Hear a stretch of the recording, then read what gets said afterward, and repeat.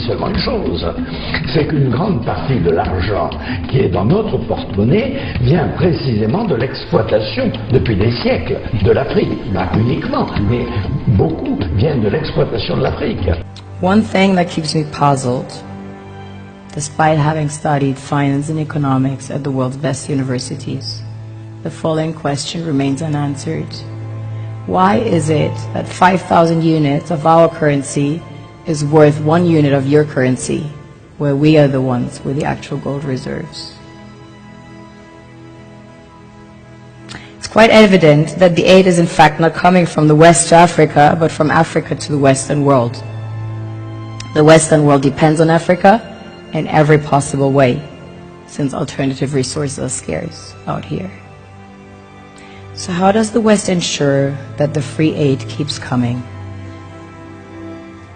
By systematically destabilizing the wealthiest African nations and their systems, and all that backed by huge PR campaigns, leaving the entire world under the impression that Africa is poor and dying and merely surviving on the mercy of the West.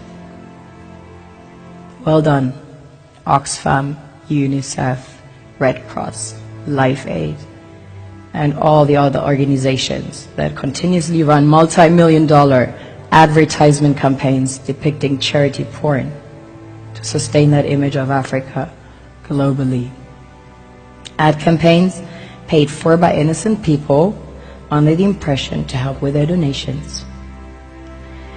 While one hand gives under the flashing light of cameras, the other takes in the shadows. We all know the dollar is worthless, while the euro is merely charged with German intellect and technology, and maybe some Italian pasta. How can one expect donations from nations that have so little? It's super sweet of you to come with your colored paper in exchange for our gold and diamonds. But instead, you should come empty-handed, filled with integrity and honor. We want to share with you our wealth and invite you to share with us. The perception is that a healthy and thriving Africa would not disperse its resources as freely and cheaply, which is logical.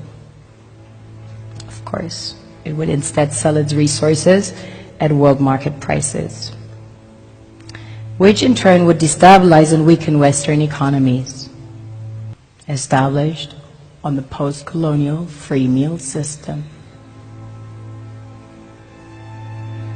Last year, the IMF reports that 6 out of 10 of the world's fastest growing economies are in Africa, measured by their GDP growth. The French Treasury, for example, is receiving about $500 billion year in, year out.